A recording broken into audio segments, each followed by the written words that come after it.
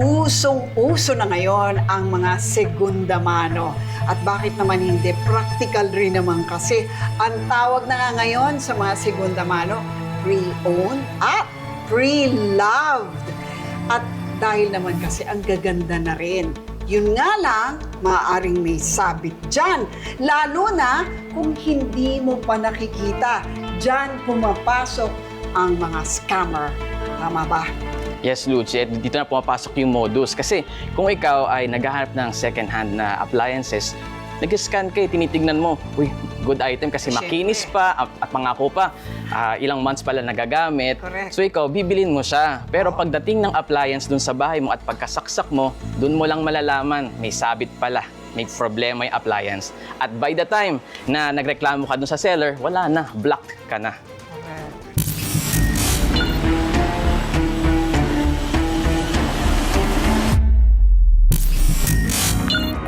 Ang mga may budget na sakto lang, second-hand na gamit ang karaniwang takbuhan. Mapa-gadgets man o appliances, maraming mabibili online na mura na pero mapapakinabangan pa. Yan ang style ng pamimili ng nakilala kong delivery rider na si Giager. 4 hanggang 5,000 piso raw ang handang ilabas ni Giager at ng kanyang asawang OFW para sa second-hand na refrigerator. Naghahanap kami sa online, sa Facebook. Di ba marami sa may online mga ref. May isa akong nakita is nag-offer sa akin ng 6,500. Tayong mga Pinoy naman, mahilig tayo sa second hand. Hindi naman tayo mahilig talaga bumili ng mga talaga, mga brand new. Kung kaya pa naman, okay pa naman yung unit, bibili natin, di ba? Pero ang motto sa buhay ni Giager, matutong mamaluktot kapag maiksi ang kumot. Kaya't no deal sila sa 6,500 pesos na alok ng kausap na online seller na nagpakilalang si Binvin Zelapela. Pero biglang cambio raw ang nagbebenta ng ref. Sabi niya, sir, may nakakuha po niyan. Pero ang problema po, hindi po kinuha nung bumili. I-offer ko na lang po sa inyo ng mura para makuha na lang po kasi kawawa naman po si delivery rider. Sabi ko, 4,000 lang po talaga, sir. Sabi niya, sige, payag na po para makuha lang yung kay delivery rider. Mas naawa kayo, Opo. napautuloy kayo na mas mabilis pa. Opo, doon ako sa kanya kasi naawa. Siyempre, rider din naman ako eh. Delivery rider din. Alam ko yung hirap ng rider. Tulad ng naging tawaran, nagbayad si Giager ng cash na 4,500 pesos pagdating ng delivery rider.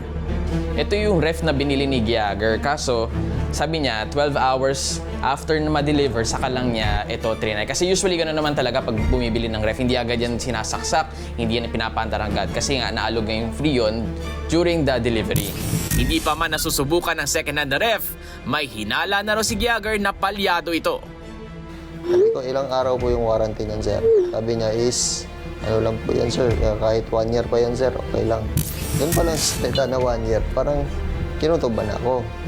Kaso lang, nandito na yung unit. Hindi ko na pwedeng i-atras lang. Ba't ka kinutubad doon sa sinabi niya na 1 year? Di ba dapat mas nakampante ka na pwede? Hindi, kasi in the year. sa 1 year na yan, wala namang second hand na ng warranty ng 1 year eh.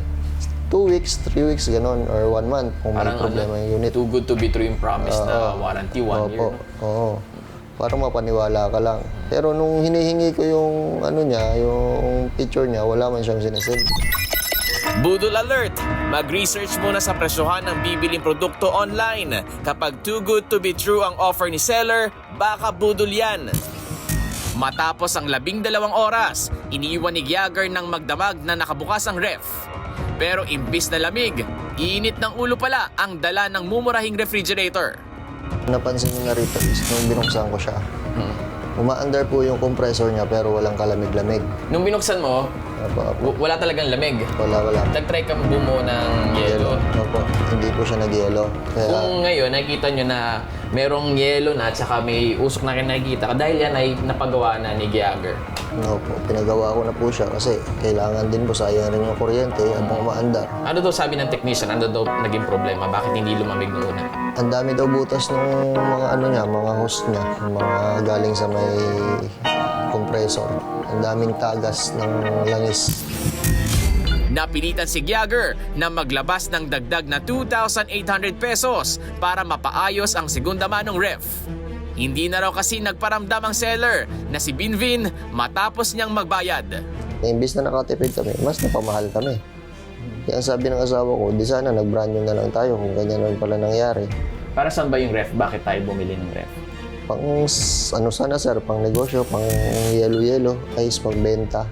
Doble ano rin sana eh, para may income din kahit papaano habang hindi pa kami nag-start ng asawa ko ulit sa online seller. Medyo kinapos kami noon kaya bumalik siya ng Japan. Ang problema, imbis na kapanimula kami, nagka-problema pa kami. Dahil sa nangyari, heto naman ang second-hand tips ni Giager para sa mga gustong makamura ng mabibili sa social media. Bago nila bilhin, puntahan na lang muna nila mismo sa bahay para insured sila na may babalikan silang tao if ever na mabili nila yung unit. Minsan, sa kagustuhan nating makatipid, mas lalo pa tayong napapatrobol. Kaya naman kakilala man o hindi ang inyong katransaksyon, tiyaking meron kayong habol. Ako po si Dave Abuel at ito ang aking Budol Alert.